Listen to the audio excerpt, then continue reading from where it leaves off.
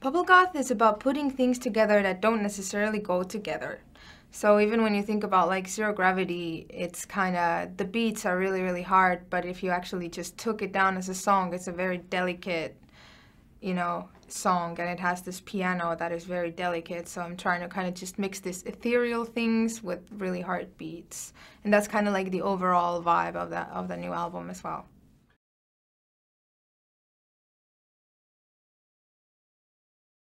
I actually was looking back and I realized that I made really stupid deals when I first started making music, because I was 14 when I got my first record deal. So I just signed everything because I was straight from the woods and my mom came and signed everything.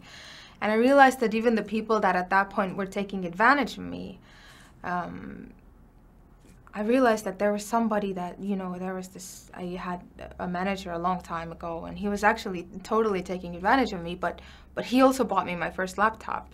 He also bought me an iPod with every artist in the world in it and be like, listen to how other people make music. So it's like now I've just, you know, as I'm, you know, getting to this point where it's just my team is so tight and everything is going so well, I look back at these people and I'm just like, wow, I've actually always had somebody that was, you know, even if they didn't fully know what they were doing, like they were doing their best. And at that time, that was way beyond what I could have even expected. So I've definitely had a lot of just, you know, special people in my life.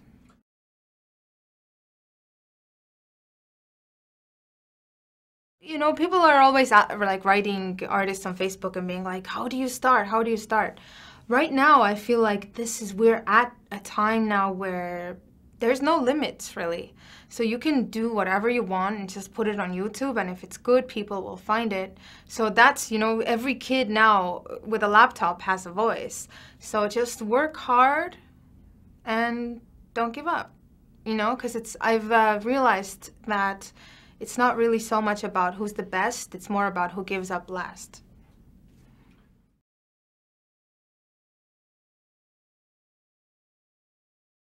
I think that is a big, you know, the marriage of your artistic integrity and you know, how to sell it is, I guess, a big struggle for every artist, because a lot of artists talk about that. But for me, it's whenever you get worried about how things are gonna work out, there's this really great saying: instead of thinking what may I gain, think how may I serve.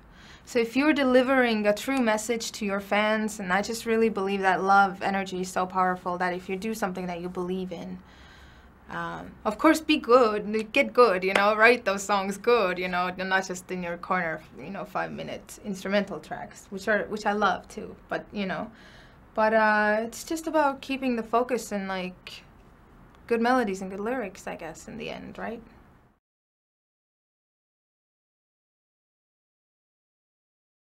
I've always really believed in the whole, you know, now The Secret and all these things have gotten really popular in America, but here it's more about like, I want a lot of money. I want a new car.